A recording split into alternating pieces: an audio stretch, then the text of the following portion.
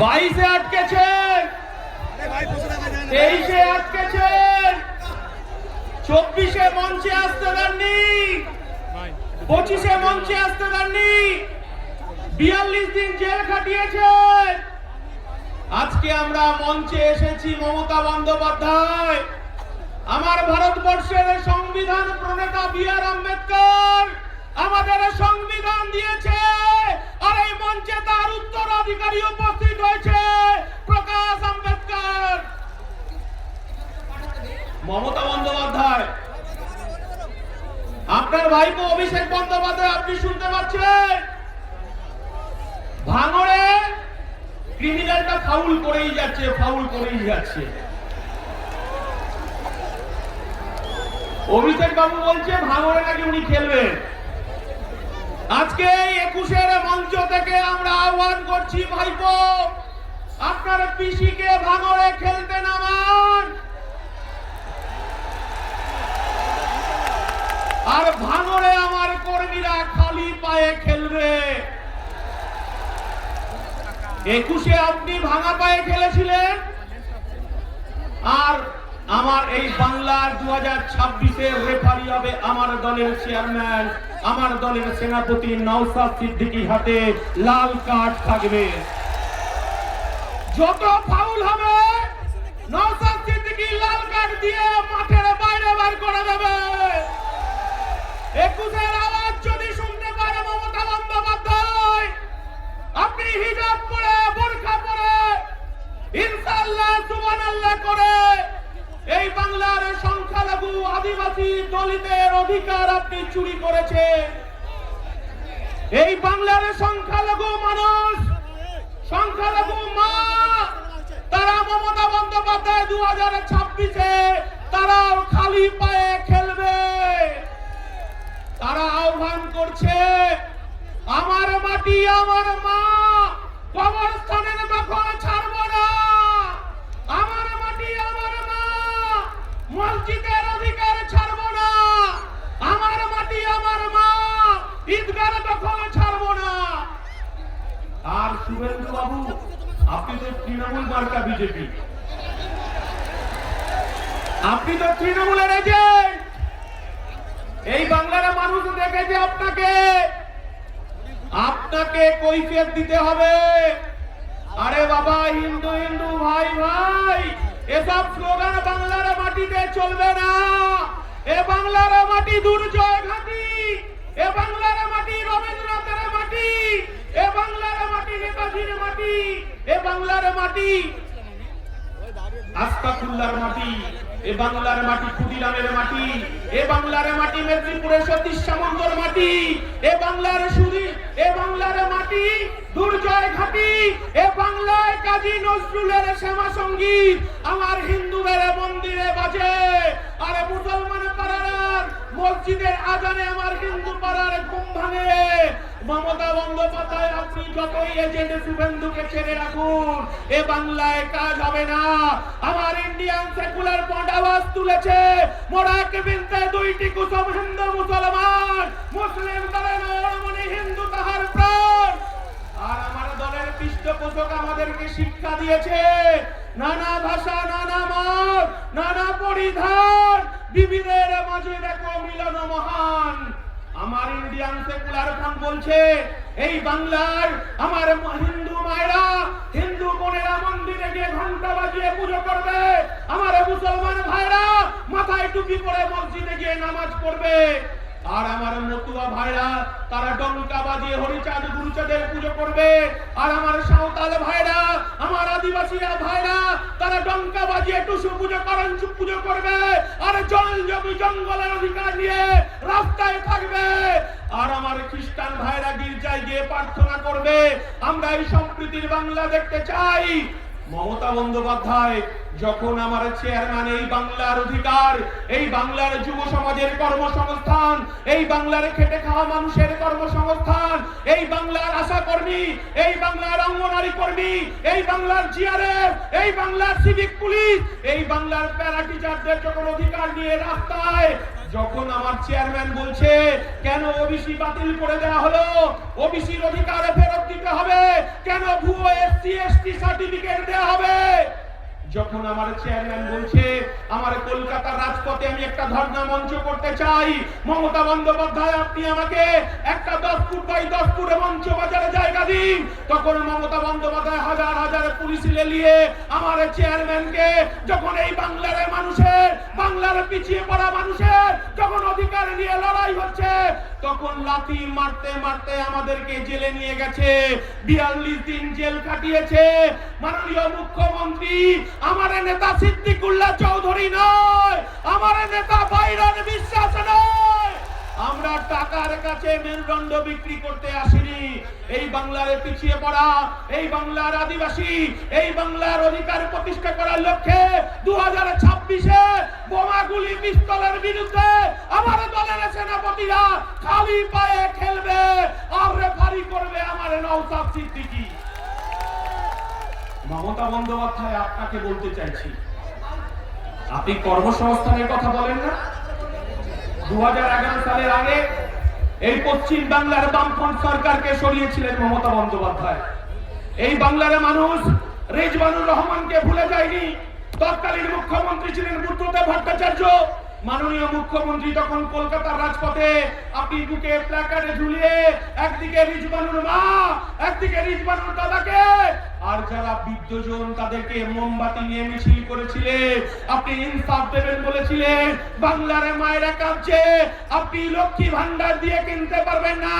এই বাংলার তিলোত্তমার বিচার চাইছে মমতা ব্যানার্জি, এই বাংলার বিচার চাইছে, তামান্নার বিচার চাইছে, এই বাংলা বিচার চাইছে, হাসখালির বিচার চাইছে মমতা বন্দ্যোপাধ্যায়। আজকে সংবিধান প্রণেতার বংশধরেই মঞ্চে আছে। আমরা সংবিধান হাতে করে বলতে চাইছি, এই দেশের প্রধানমন্ত্রীর কাজ কি মন্দির মসজিদ তৈরি করা? এই বাংলার মুখ্যমন্ত্রীর কাজ কি মন্দির মসজিদ তৈরি করা? মাননীয় মুখ্যমন্ত্রী, আপনি শুভেন্দু অধিকারীকে দিয়ে আপনি বলতে চাইছেন ধর্ম ধর্ম খেলা করতে চাইছেন। 1992 সালে ফিরে যান। এই বাংলার মুখ্যমন্ত্রী ছিল জ্যোতি বসু। যখন 1992 সালে আমার ভারতবর্ষের স্থাপত্য, ভারতবর্ষের ধর্মনিরপেক্ষতা, এই শুভেন্দু অধিকারীর দল বিজেপি আরএসএস যখন বাবরি মসজিদ ধ্বংস হলো, তখন এই রাজ্যের মুখ্যমন্ত্রী জ্যোতি বসু বলেছিলেন, আমি আমার পুলিশ প্রশাসনকে বলে দিয়েছি এই বাংলায় দাঙ্গাবাজরা কখনো সিপিএম হতে পারে না, এই বাংলার দাঙ্গাবাজরা কংগ্রেস হতে পারে না। আমি আমার প্রশাসনকে বলে দিয়েছি মাথা লক্ষ্য করে গুলি করতে। আমরা বলতে চাইছি এই বাংলাকে ভাগ করা যাবে না। মমতা বন্দ্যোপাধ্যায়, আপনি ভেবেছেন এই এফআইআর এর মধ্য দিয়ে আমার এই বাংলার সংখ্যালঘু মুসলমানের তাদের অধিকার কবরস্থান, তাদের ঈদগাহ, তাদের মসজিদ, তাদের মাদ্রাসা, আপনি 5 দিনের নোটিশে আপনি দখল দিতে চেয়েছিলেন বিজেপিকে। আমার দলের চেয়ারম্যান নওশাদ সিদ্দিকী, আমরা ওয়াকফ বোর্ডে ছুটে গেছি। সেদিনকে আমরা ওয়াকফ বোর্ডকে বলে এসেছি এই বাংলার অধিকার, এই বাংলার অধিকারকে কেড়ে নেওয়া যাবে না। তাই মুসলমান সমাজ তারা বুক দিয়ে লড়াই করছে।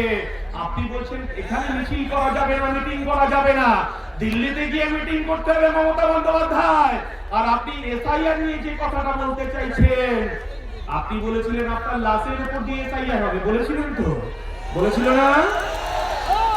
আপনি কি করলেন? ভাইপোকে বাঁচানোর জন্য 90,000 কর্মচারী আপনি নিয়োগ করলেন। 90,000 কর্মচারী কার?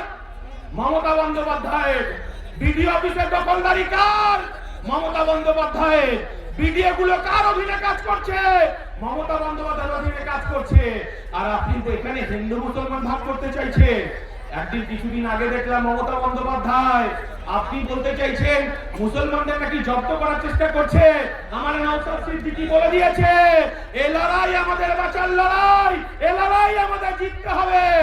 আমরা বলতে চাইছি কবরস্থানে আমার বাবু জেঠা কাকারা 300-400 বছর ধরে শুয়ে আছে, আপনি এসআইআর এর নথি সাজাতে চাইছে। আমার মুসলমান ভাইয়েরা মায়েরা ভয় পায় না, তারা বুক চিতিয়ে লড়াই করছে।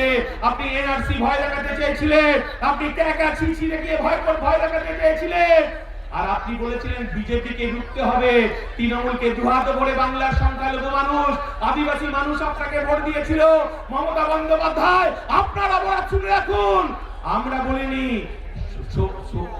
আমরা বলিনি বিজেপি রাজ্য সভাপতি কি ভট্টাচার্য, উনি বলেছেন। কি ভট্টাচার্য? আমরা বলিনি। উনি কি বলেছেন? উনি বলেছেন 1998 সালে তৃণমূলের জন্মলগ্নে, যেখানে জন্ম হয়েছিল লেবার রুমে, সেদিন যদি অটল বিহারী বাজপেয়ী, লাল কৃষ্ণ আদবানি, জর্জ ফার্নান্ডেজ, রাজনাথ সিং যদি উপস্থিত না থাকতো, এই তৃণমূলের দলটা জন্ম হতো না। আর আমরা বলতে চাইছি 1998 সালের পর থেকে আপনি বিজেপির সঙ্গে সংসার করেছেন। আপনি কখনো রেলমন্ত্রী, আপনি কখনো কয়লা মন্ত্রী, আমরা দেখেছি মমতা বন্দ্যোপাধ্যায়। আপনি বলতে চাইছেন বিজেপি এতদিন পরে একটা ঘুম ভাঙলো, আপনি এই বাংলাকে ভাগ করতে চাইছে, এই বাংলার অধিকারকে আপনি বিজেপি হাতে তুলে দিতে চাইছে। আমরা মাঝখানে চলে এসেছি, এটা আপনার গায়ে জ্বালা বেঁধেছে। নওশাদকে ভয় লাগছে। আমরা বলতে চাইছি এই বাংলায় নওশাদের নেতৃত্বে লড়াই হবে। 2026-এ আমার 2 ডিজিটের এমএলএ বিধানসভায় যাবে।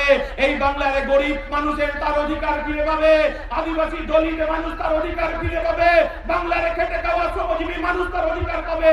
আর পুলিশকে একটা কথা বলতে চাই, ডিএ কিন্তু বাকি আছে, আপনাকেও স্মরণ করিয়ে দিতে চাইছি। এই ডিএর জন্য লড়াই করছে আমার নওশাদ সিদ্দিকী, শুভেন্দু অধিকারী নয়। মমতা বন্দ্যোপাধ্যায়ের ভয় 77-এ নয়, মমতা বন্দ্যোপাধ্যায়ের ভয় 1 নম্বর ভাঙড়ে। তাই মমতা বন্দ্যোপাধ্যায়, আপনি আগুন নিয়ে খেলবেন না। তাই একটা কথা বলে আমি শেষ করবো, সবাই খুব সংক্ষেপে। আমরা বলতে চাইছি মমতা বন্দ্যোপাধ্যায়, আমার বাংলার মুসলমানের করের টাকায়, আমার বাংলার আদিবাসীর করের টাকায়, আমার বাংলার হিন্দু ভাইয়ের করের টাকায় এই বাংলার মানুষ তো দেখেছিল দীঘাতে একটা কারখানা আপনি ফিতে কাটবেন। এই বাংলার মানুষ তো দেখতে চেয়েছিল রাজারহাট উপনগরী, স্বপ্ননগরী, সেখানে একটা উইপ্রো হবে, সেখানে একটা আপনার ওয়েবেলের কম্পিউটারে হাব হবে, কারখানা হবে। আর উত্তরবঙ্গে শিলিগুড়িতে একটা কারখানা ফিতে কাটবে। মমতা বন্দ্যোপাধ্যায়, এই বাংলার মানুষ তো আপনাকে দেখতে চেয়েছিল জেলায় জেলায় একটা করে পিজি হবে, জেলায় জেলায় একটা করে আর্চিকর হবে, আর আপনি আপনার ভাইপো ফিতে কাটবে। এই বাংলার মানুষ তো দেখতে চেয়েছিলে আপনার অপরাধ এই বাংলার বেকার যুবকের পেটে লাথি মেরেছে, এই বাংলার বেকার যুবকের কর্মসংস্থানকে কেড়ে নিয়েছে। 26,000 শিক্ষক তারা রাস্তায় রাস্তায় ঘুরে বেড়াচ্ছে, তারা 2026-এ বিচার চাইছে। মমতা বন্দ্যোপাধ্যায়, আপনাকে স্মরণ করে দিতে চাই, আপনি হিজাব করুন, বোরখা পরুন, ইনশাআল্লাহ সুবহানাল্লাহ করুন। এই বাংলার খেটে খাওয়া মানুষের করের টাকায় এই বাংলার মানুষ দুর্গা মন্দির দেখতে চায় না, জগন্নাথ মন্দির দেখতে চায় না, শিলিগুড়িতে মহাকালের মন্দির দেখতে চায় না। এরা দেখতে চায় কলকারখানার উদ্বোধন হবে, বেকার যুবকের চাকরি হবে, খেটে খাওয়া মানুষের চাকরি হবে। তাই এই কথা বলি, আপনাকে স্মরণ করে দিতে চাই, এ বাংলার কাজী নজরুলের শ্যামা সঙ্গীত আমার মন্দিরে বাজে, আর মুসলমান পাড়ায় মসজিদের আজানে আমার হিন্দু পাড়ার ঘুম ভাঙে, এখানে কেউ ভাঙতে পারবে না। এই কথা বলে সকলকে সংগ্রামে অভিনন্দন জানিয়ে এই বাংলার বুথে বুথে লড়াই হবে, তৃণমূলের বিরুদ্ধে লড়াই হবে, বিজেপির সাম্প্রদায়িকের বিরুদ্ধে লড়াই হবে। আসলে যাহাই বিজেপি তাহাই তৃণমূল, যাহাই তৃণমূল তাহাই বিজেপি। লড়াই হবে শিয়ানে শিয়ানে। মমতা ব্যানার্জি বোমাগুলির পিস্তলের বিরুদ্ধে আমার নওশাদের নেতৃত্বে খালি পায়ে বুথে বুথে খেলা হবে। এই কথা বলে সবাইকে সংগ্রামী অভিনন্দন জানিয়ে আমার বক্তব্য শেষ করছি। ইনকলাব জিন্দাবাদ, ইন্ডিয়ান সেকুলার ফ্রন্ট জিন্দাবাদ, নওশাদ সিদ্দিকী জিন্দাবাদ, বাংলার ঐক্য জিন্দাবাদ। নমস্কার, সবাই মাথা ঠান্ডা করে বাড়ি ফিরবেন। আর একটা কথা একটুখানি বলবো, সেটা হচ্ছে পুলিশে যদি তৃণমূলের দালালি করে, পুলিশের বিরুদ্ধেও এফআইআর হবে, এমএলএ আপনার ইমেলে এফআইআর হবে। আর 5 টাকার কলম দিয়ে আমার নওশাদ সিদ্দিকী আমার পার্টি বুঝে নেবে হাইকোর্টে, সুপ্রিম কোর্টে। এই কথা বলে সকলকে সংগ্রামী অভিনন্দন জানিয়ে আপনাদেরকে বক্তব্য শেষ করছি। ইনকলাব, ইনকলাব, আইএসএফ, নওশাদ সিদ্দিকী। অসংখ্য ধন্যবাদ পার্টির রাজ্য সম্পাদক বিশ্বজিৎ।